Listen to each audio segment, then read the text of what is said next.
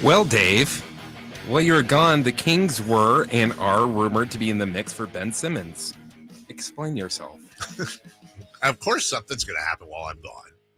This is, I think, has been the lightest of things that have happened while you're gone. The lightest? Yeah, because usually there's like some huge news story that the entire show is based off of. Yes, some massive trade, firing, hiring. Yeah. This is hilarious for many reasons. If you follow me on Twitter, you already know where I'm going to go. I have had a fun, what started out as not a bit and now has become a bit with Ben Simmons. And I say that for those who listen, regularly, that I fully understand Ben Simmons is who he is. And to get him would be nothing more than just a hope and a prayer. And I wouldn't spend a lot of money on it. Now, let's look at it realistically.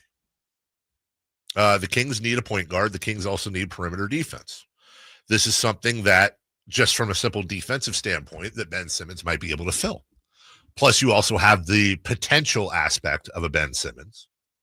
And when I say potential, I just simply mean what he has been in the past. He's not terribly old. What is he, 27, 28, something like that? 29, excuse me.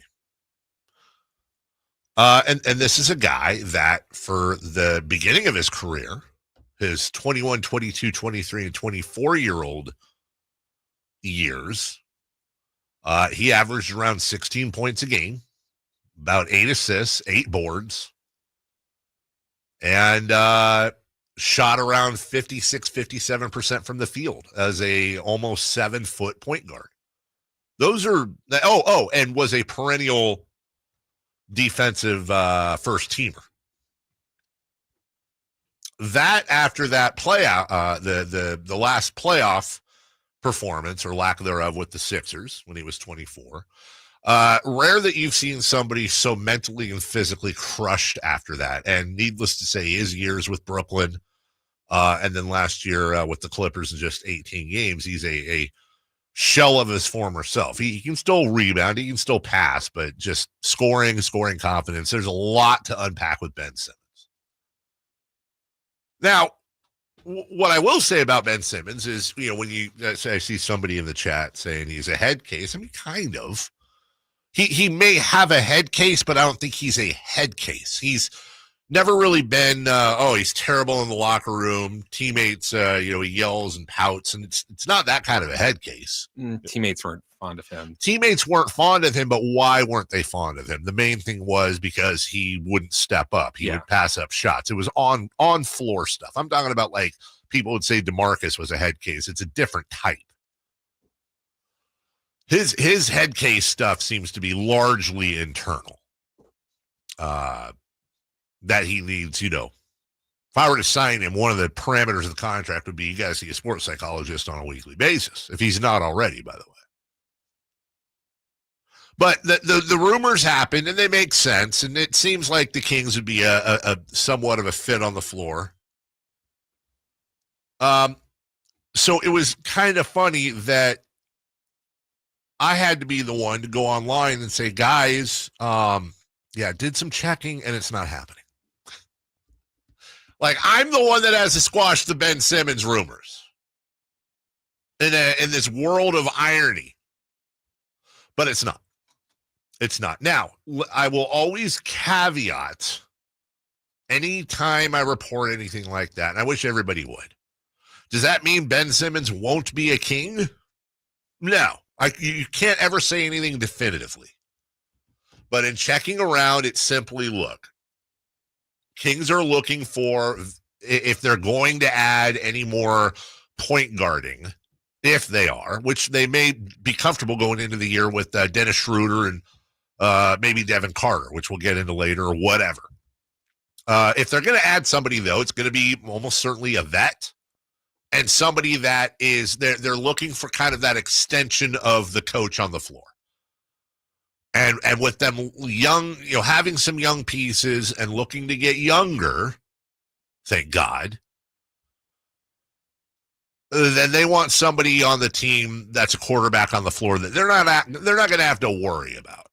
So I can tell you this. I can tell you I know Simmons' camp has approached, amongst other teams, the Kings. I mean, we're talking like 4 or 5 teams.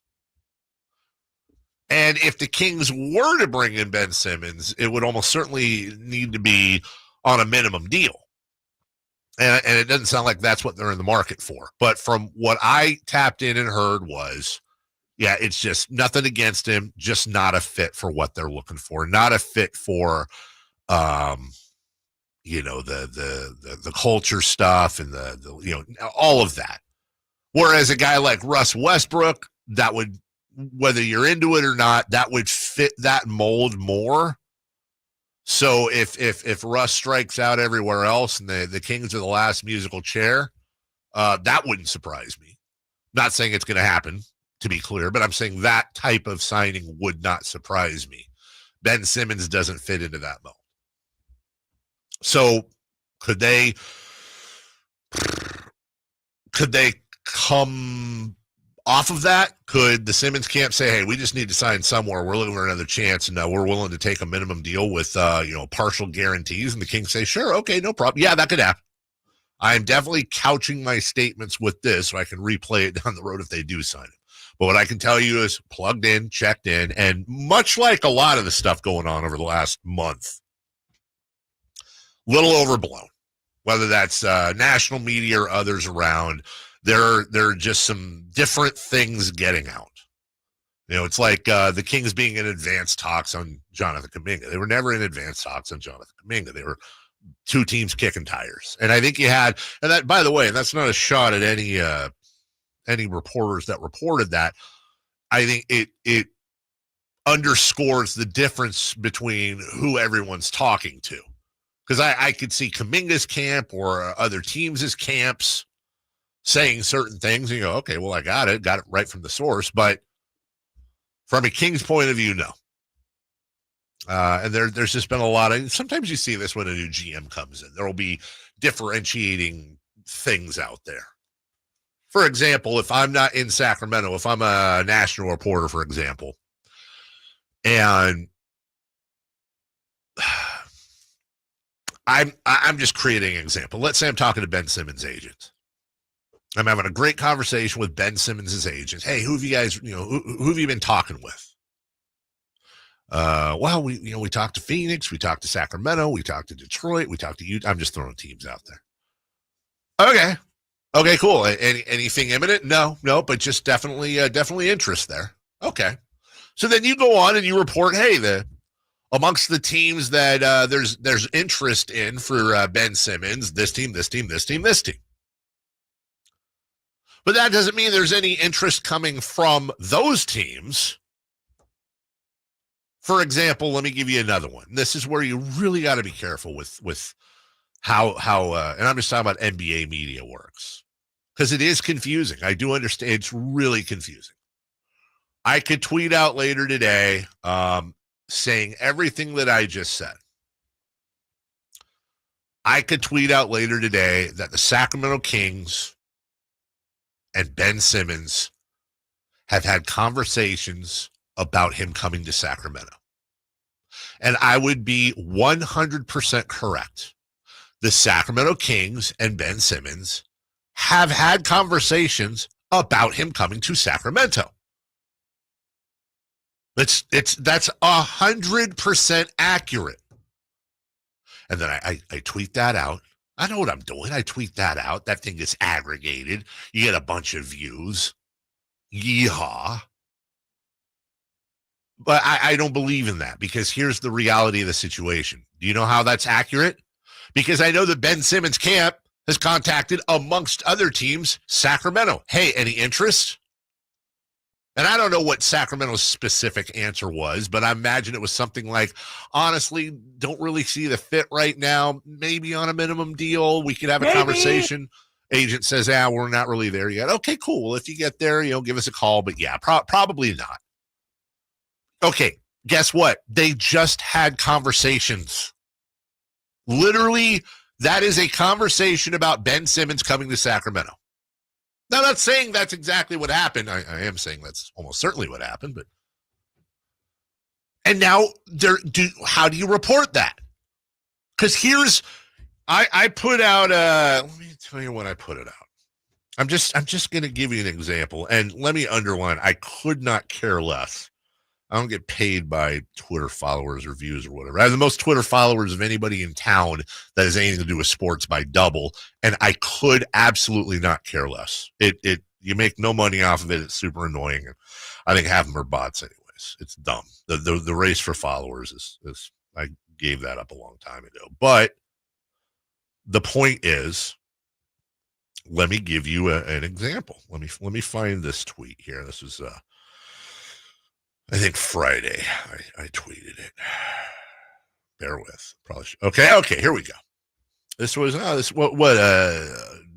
18th. So what? 20, yeah, it was Friday. Friday at 1:13 p.m. I put out, it's absolutely hilarious that I'm the one saying this, but Ben Simmons will not be coming to Sacramento, at least not anytime soon. Crushes me, but life goes on. I put that out at 1:13 in the afternoon on Friday, and it has 6 whatever retweets or quote tweets and 116 likes and 16,000 total views. Now, I'm doing this for a reason. let me scroll up here. What the hell do I have here?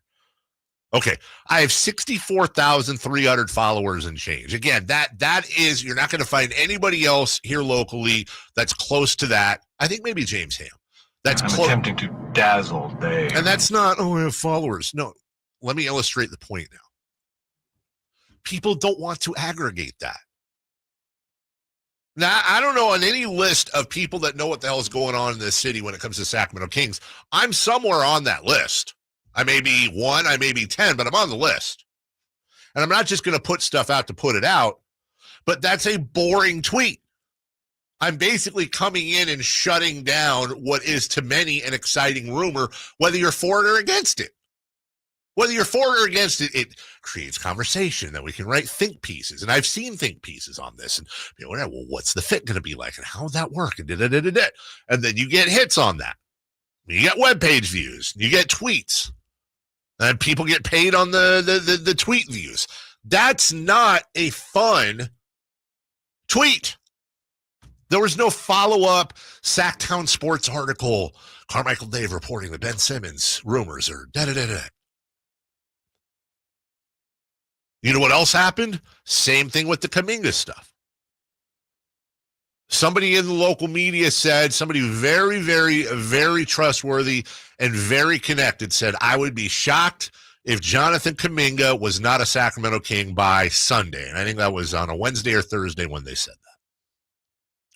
It's not a shot at that person. I'm sure they had it. I'm sure that was a very educated statement. And I said, yeah, these reports are, it's not imminent. It's not even close. They're not even in deep conversations. Guess what? One was aggregated far more than the other. And why is that frustrating to me? It's not frustrating as far as, I want more hits and views. I don't get paid on that. I do not care. I would rather just the people that take the time to listen, that you be more in the know. It's not about that. It's about NBA media and the NBA Twitterverse and how it works and how it's just kind of a disservice. It really is a disservice to the fans because you see these new folks, not locally. I'm talking about nationally now. You see these new folks pop up. Everybody's got sources. Sources say. Sources tell me. Breaking. They don't have sources. It's not breaking. They're aggregating. Take a look at some of these people and read when they report news. It's really easy. Read when they report news and then go back and look at Shams Charania, look at Chris Haynes, look at Mark Stein. Look at the timing. It is not difficult. Not difficult to have those guys on notifications on Twitter And then as soon as you get that little banner on your phone, you basically copy paste it, change a couple words, and then boom, you're out 30 seconds, 40 seconds, a minute later. I completely get it. I totally get it. That's how Shams Charania started. He was in college. He was a kid. Got under Woj's wing. Shams busted his ass, got the sources, got what he needed to get. Now he's making multi-millions of dollars a year, and I think he's still in his late 20s. Everybody wants to be Shams. Everybody wants to be Shams because everybody knows now in today's world of media, your job is to get people riled up, get them arguing, but most importantly, get them tuning into you, whether it's on your radio show, your TV show, or your social media, to disseminate it. So saying things like the Kings have had initial discussions on Jonathan Kuminga. Not only is nothing imminent, they're not even close. They've kicked the tires. That's boring. Saying Ben Simmons isn't coming to Sacramento, you're just shutting it down. I'll literally get people saying, hey, thanks, Debbie Downer. Well, you want me to tell you the truth? They're not. It's boring. It doesn't serve the show.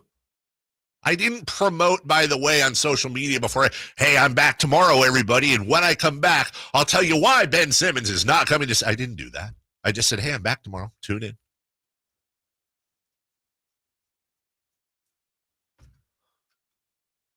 Kevin on the chat says that's shots at James Ham. That absolutely is not shots at James Ham. In fact, you might be joking, but I went out of my way to praise him. James didn't do anything wrong. James listened to his sources, which are impeccable, and James reported, gave an opinion based on those sources. He did nothing wrong. The statement was wrong, or actually it wasn't even wrong. I guess he was shocked. I guess he was shocked that Kuminga wasn't a King by Sunday. That's how he felt. You're asked to give opinions, and then you give opinions, and when they're not right, it's, oh, you're not connected. James is absolutely connected. But we also might be connected to different people. So the whole Ben Simmons thing, is he coming to Sacramento? I have been told that is not in the cards. Could it change? Sure, it could change, of course. If Ben Simmons comes to Sacramento, it would be on a minimum deal or something very close to that. And even then, it is a slim to none chance, and slims at the travel agents. But I can promise you that is not exciting. As a matter of fact, later today, if they haven't already, I'm going to ask Frankie or whoever's on, I'm going to ask Frankie to just clip up a little bit of this Ben Simmons thing. And if you follow me on Twitter or you follow Sactown Sports, which you should, watch how that's disseminated and watch the lack of traction. It's just not a fun rumor. It's not a fun statement. But we're here to inform, not to, the other thing. We'll take a break. When we come back, Summer League is over as we move into the Summer League section of the program today.